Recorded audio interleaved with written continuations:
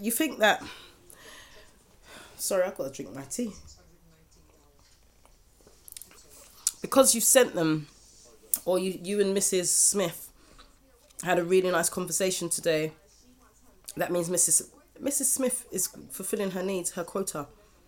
She's fulfilling what she needs to do. There's a systematic agenda against the black child and family. Did you not get that memo? There's a systematic agenda to fill private prisons. Did you miss that memo? There's a systematic agenda against the black family as a whole. Social services are being used to destroy your families. They're taking your children left, right and centre. Child sexual exploitation, it's not a new word. It's going on right under our noses. If you can't see the bigger picture because you think your kid is okay, you think your child's academic capabilities saves you from being penalised, then you've got another thing coming. You think because you have a husband or wife at home, this makes you exempt from the madness. Trust me, I'll tell you this for nothing. When we deal with our cases for the Black Child Agenda, when people ask how many single parents, it's quite an interesting split because the majority are either two-parent households or an active absent father or mother. So if it's a one-parent household, the other parent is fully active in the child's life. Very few are single parents, and even those that are single parents tend to be quite on it. Special education needs, and then when we look at some of these clients, trust me, the memo that's out there in the media is that it's all, single mom, really bad background. That's a complete lie. Some of our clients are barristers, surgeons, doctors, professionals, working in the government, working in probation, stay-at-home parents, single parents, married couples, grandmother, full extended family. But we're still missing the ball. We're dropping the ball, and I'm getting very frustrated with these calls where you're crying down the phone to me. I've done what is necessary.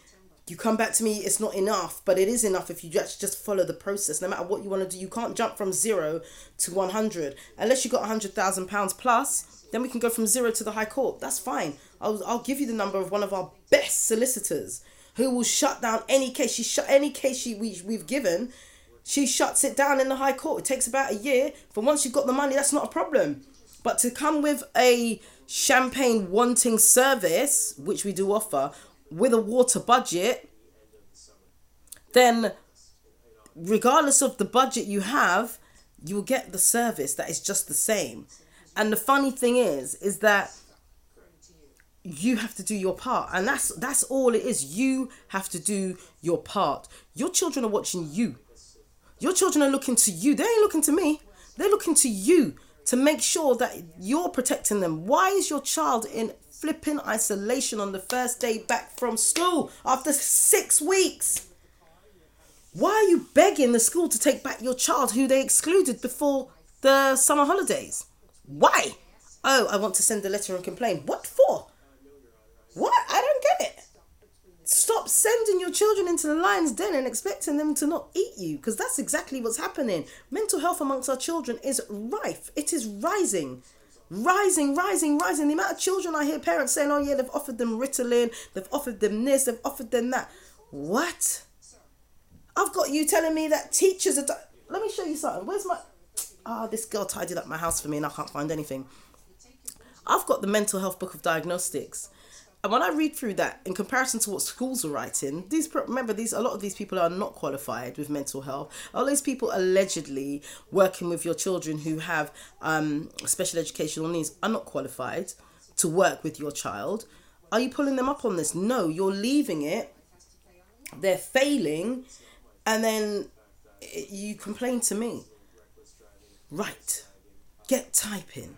Send the letters, CC us in so that we know what's going on. Because right now, if it's only day 1 of school and my phone has been blowing off since 8:30 this morning, and no, I didn't answer the phone at 8:30, I will answer the phone at 9:01. If my line has been blowing off because you're asking me the same thing you asked me 6 weeks ago, you will get a response that you probably won't like. You will, because if you don't follow the memo, and the one thing I know is what I know. I know what I know, and I'm good at what the hell I do.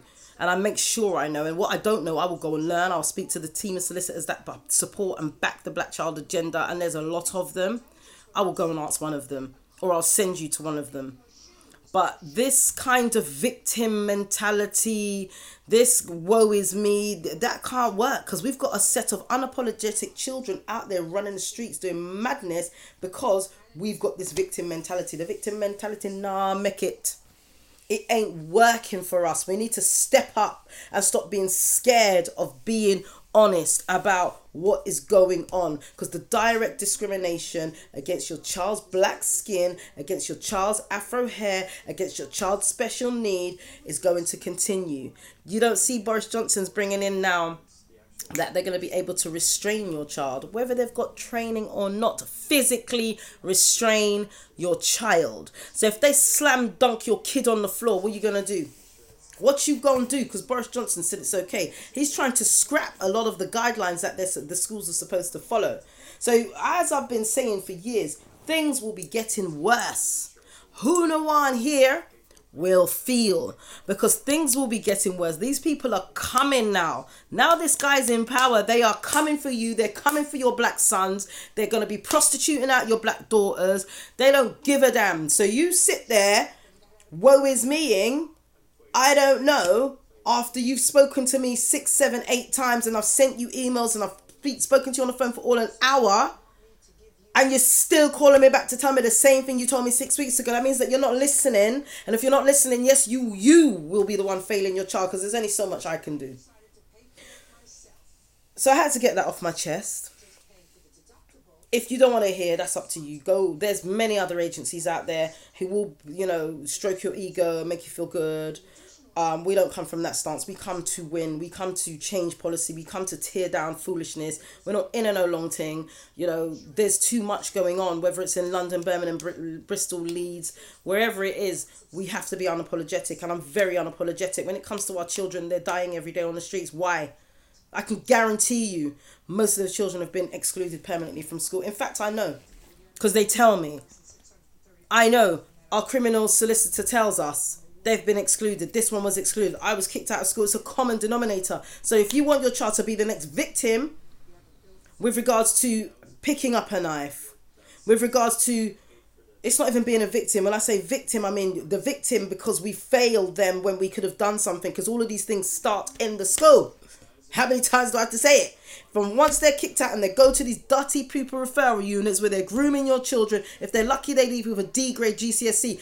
This is where it's starting. So until we correct that, then you're going to continue to fail your kid. And I'm saying you as the parent, because it's your responsibility. Yes, the government are mash up. Yes, it's a systematic design. But why am I winning in cases? Yes, they're against what I'm doing. Yes, they don't like what we're doing. We're turning over these cases and holding them to account. But at the end of the day, if you are not stepping up and if you are not doing something as well and just relying on other people to do it, then you're failing.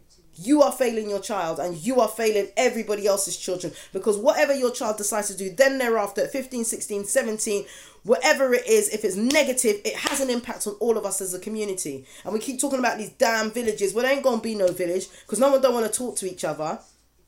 None of our kids don't know each other. Shucks. And just on another note, for all of the agencies, organisations and groups out there that do deliver services, extracurricular Saturday schools, please contact us, events@theblackchildagenda.org.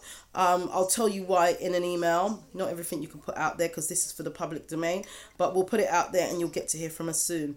Parents, please, please, do what it says on the tin. And stop crying about it. Crying ain't going to change nothing. Yes, you can release your tears and your tension and your frustration. I get that. But you know what? Whilst your child is sitting in isolation on day 1 back at school. Nah, I'm sorry.